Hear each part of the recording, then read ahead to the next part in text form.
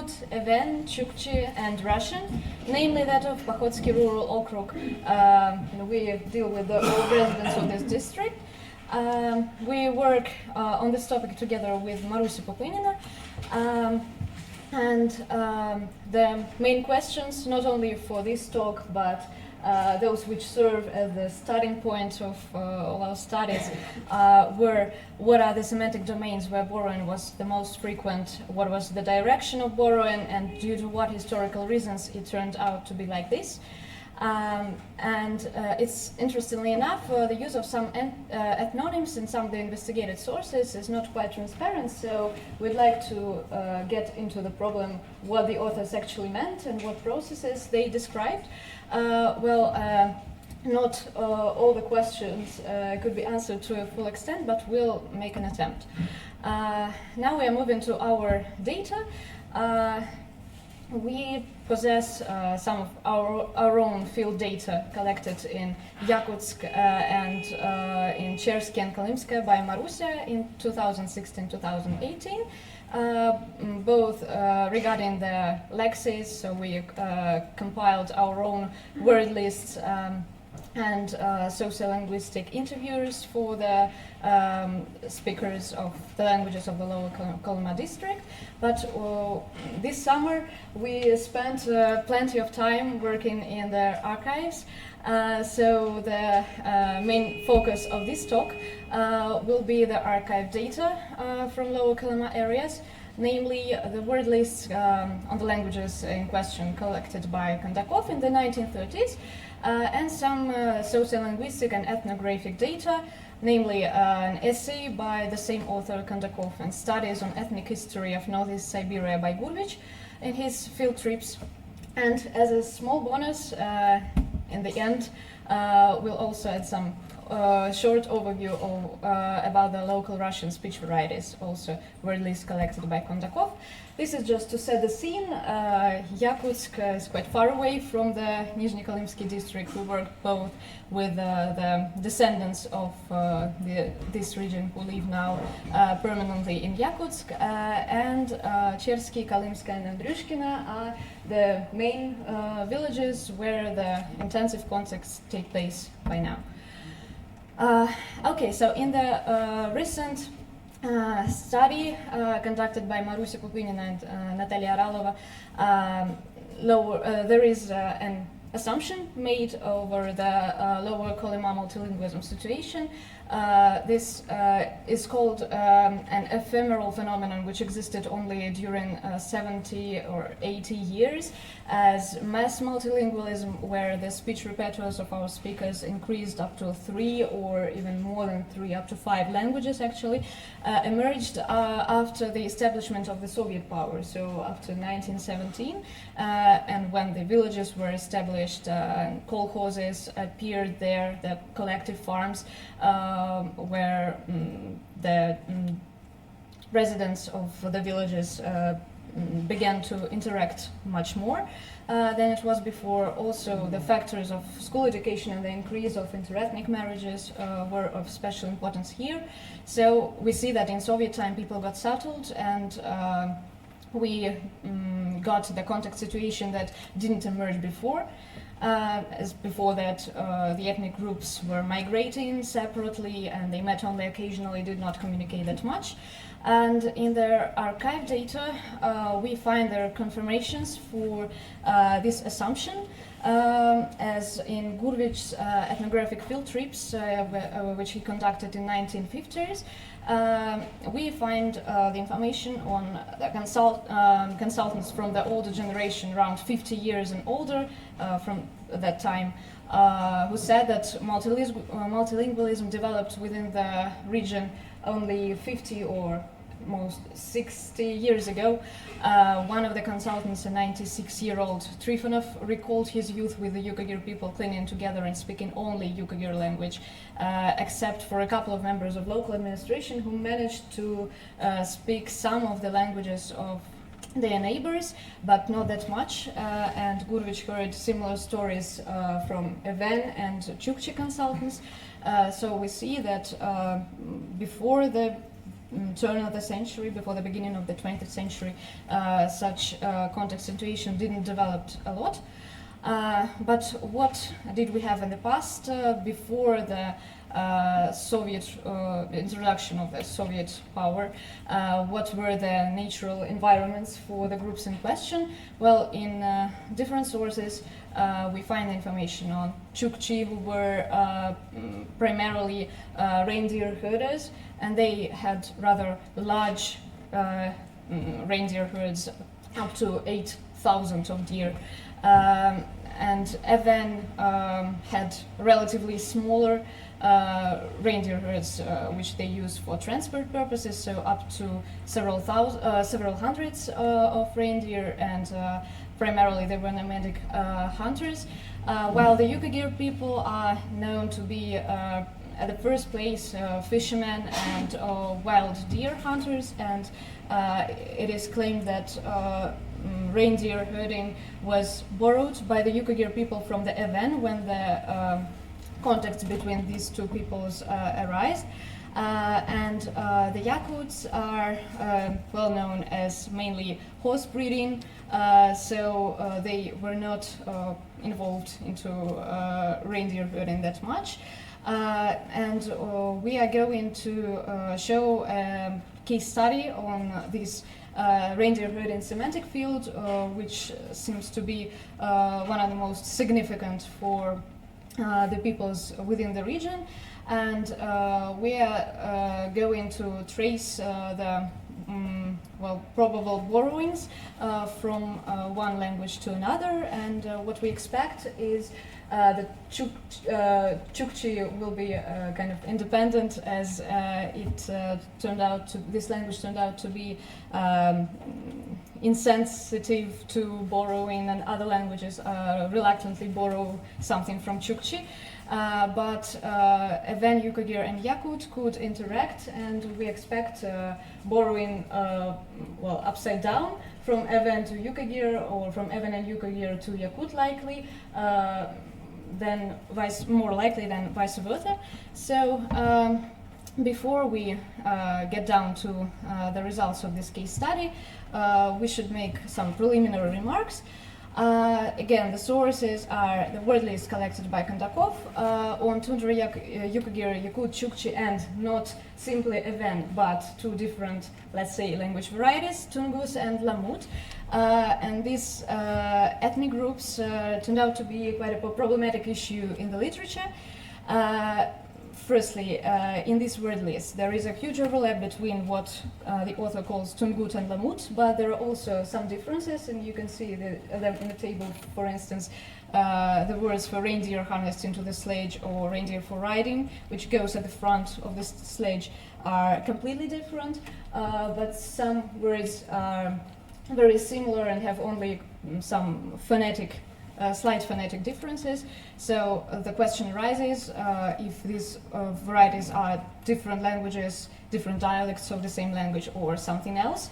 And actually, it's quite a mysterious issue, as different sources and literature give different accounts of what Lamuts actually were. For instance, Johansson calls Lamuts several Tungusic tribes nomadizing around the Verkhoyansk and Kolyma districts, so it's quite a vast territory. They are mostly settled fishermen. However, in his later works, he uses Lamut and Tungus almost as full synonyms, due to the fact that Yukagirs did not make a distinction between Lamut and Tungus people, so he does not. Okay, thank you. Make this distinction either. Bogaraz calls Lamut Even nomadizing along the eastern tributaries of the Kolyma, so maybe we are very grateful to Yura Korякov and Marusia Kupinina for this map. So this is Mali and Большой Anui and Amal-1 tributaries of Kolyma, and this is what Bogaraz calls Lamuts, where they resided, according to him. But if we turn to Gurvich, he claims that Lamuts are Even's settled along the Alazia River basin. So over there, I'm not tall enough. And Tungus people are the descendants of the Betilsky rod, also very close, but maybe closer to the Chukochya River, according to Gurvich. In the later works, we just find that, as in Tugalukov, the term Tungus appears when it's simply difficult to determine the exact ethnicity of some kin of Evenki or Even. So now. Here are some tables from Kondakov, and they contain Randy Herding lexicon because it is a large group of words. Kondakov lists approximately 100 words for all these languages in sum. Here in the table you can see 3 dots. That means that there are some other items that are not connected to the other items in the table, and if you see just a gap, that means that we couldn't find a word in Kondakov's sources. And here we tried to stick to the original transcription of the source because it's quite hard to figure out what did author mean in some cases, because he has inconsistent transcription. Sometimes he switches from Latin characters to Cyrillics and from Cyrillics to Latin characters. So, here you can see 3 different items that are distributed across these 2 terms, and you can see common items in Yukagir and Even varieties, and you can see also that in Yakut there is the same item as in Even varieties. We haven't found any similar item to this bouillon word in the dictionary of Tundra Yukagir, so probably it may be a piece of evidence that it is actually an Even word.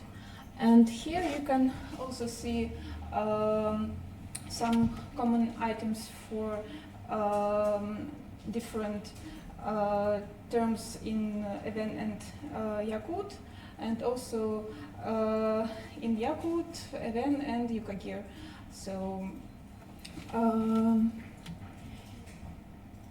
here is the situation here is a little bit more complex because, for example, in the first line you can see this word sukun, which is compound with some other word, and we suppose that in case of Yukagir it is numeral 1, but we don't know what is that oikon in Tungus, because we haven't found a very similar thing in different sources. But about this sukun, we are sure that it's a very Yukagir thing, because you can see the piece of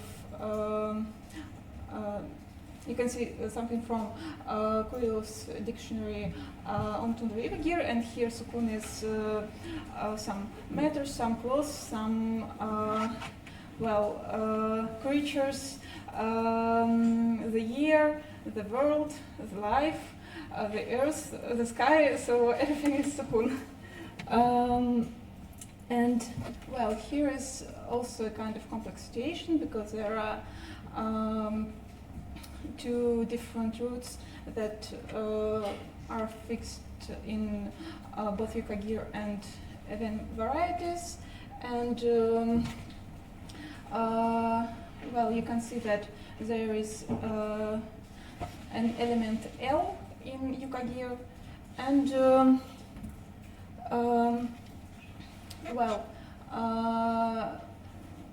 there is a hypothesis that this word Amarkan is originally a Ven, but in Yukagir it is adopted with some suffix, but probably it is not just a simple suffix and is somehow connected to Yukagir word Ila, but actually it's just a hypothesis for now. And about the other word, we can find similar things in Even and in Even. Yeah, we can find the word in Even dictionary, but we have no such word in Yukagir dictionary. But we have got the thing that has the similar variation between O and E, and probably it can give us also some interesting facts. So yes, the other word that is also both in Yukagir and Tungus is Kani, and in Even dictionary we can find a piece of information that it is quite polysemous, and in Tundra Yukagir dictionary we don't find such word. And well, here are also some more examples, and you can see that there is some more matter common for Yukagir and what Kundakov calls Tungus and Lamut. And there are also some related cases about a word reindeer herder and about the word meaning sledge.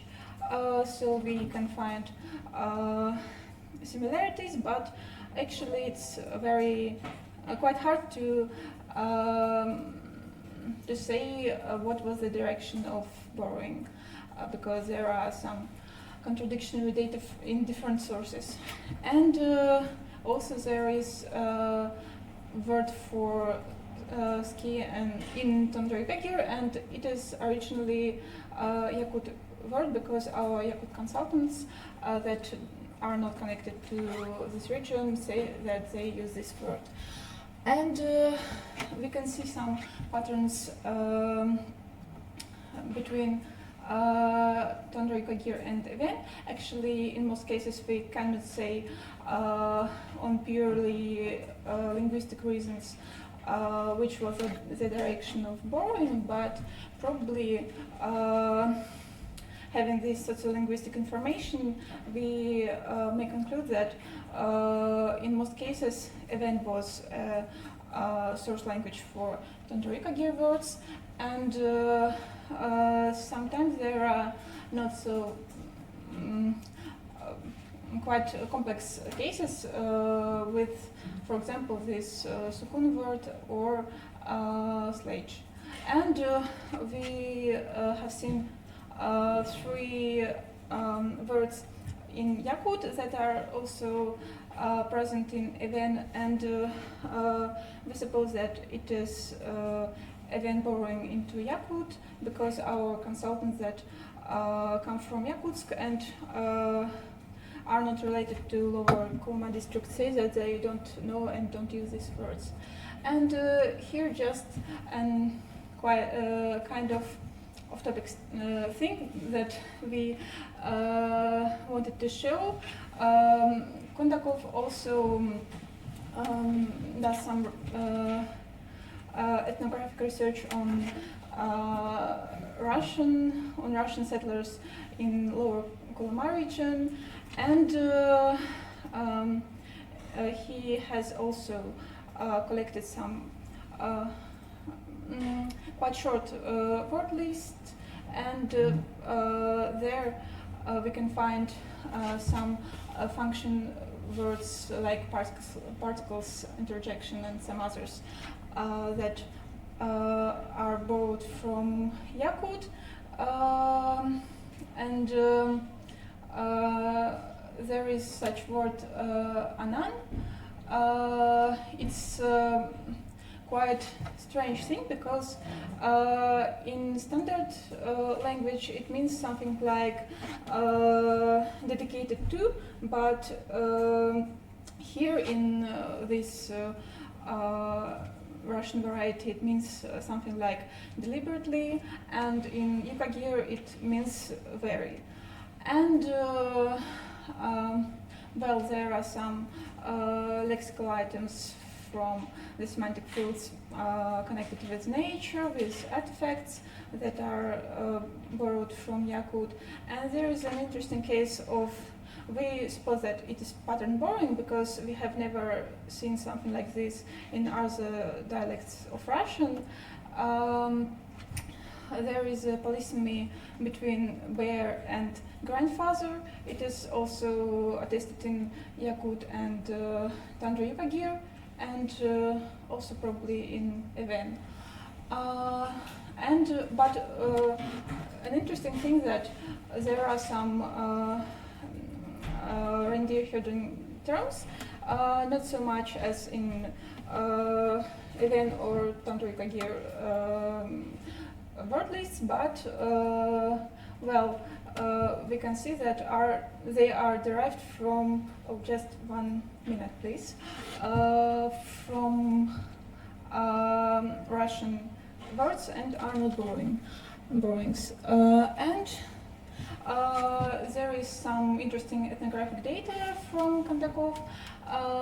He says that Russian old settlers used to speak Chukchi language because they, well, it was a kind of prestigious language for them because they were economically dependent on Chukchi, and they almost didn't speak Yakut or did it badly, and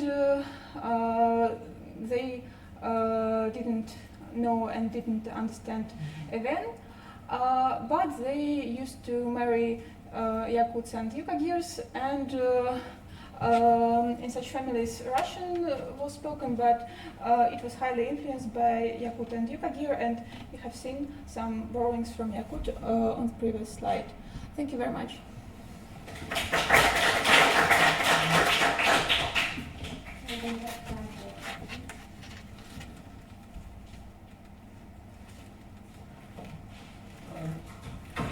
Can you mention I missed in the slides maybe the root koron for the reindeer, and does it appear?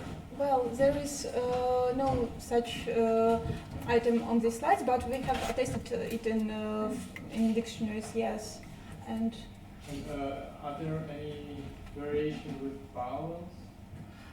Yes, there are some. And do you think it is also kind of boring, or? I have no idea about that, so I would be happy to discuss it. Oh, okay. Thank you.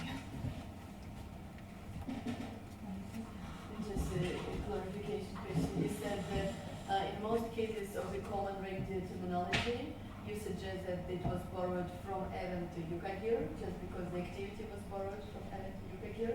But do you have any single case or when you could see linguistically that it was borrowed in the other direction? I think that yes, it may be the case of this Makan Sukun and Oikon Sukun. So the first one is in Yukagir and the second one is in Even, but it's quite a mysterious thing. So this word Sukun has a lot of meanings in Yukagir or in Even? In Yukagir. And in Even, does it have also a lot of meanings? Oh, we didn't find it in the dictionary. Not Yes. present in the dictionary. Yeah. And in Yukagir, it is often used in the derivation of very different items. So Yeah, this word for sledge, maybe on the previous slides, yeah, the direction of borrowing is not clear because in the sources related to event, it is always said that it is a clear borrowing from Yukagir, and in the sources on Tundra Yukagir, they say the opposite things, that it was obviously borrowed from event, so it's not clear yet.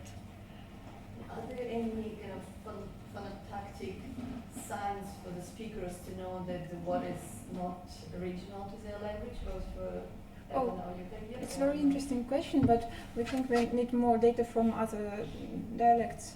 And, well, Like your consultants, can they say that this is not our word because it sounds... Well, in our word list there were not most of these words, and so we don't know because it's data from archive. Yeah, well, not about reindeer herding, but there are some words which possess atypical sounds for Yukagir with a b, for example.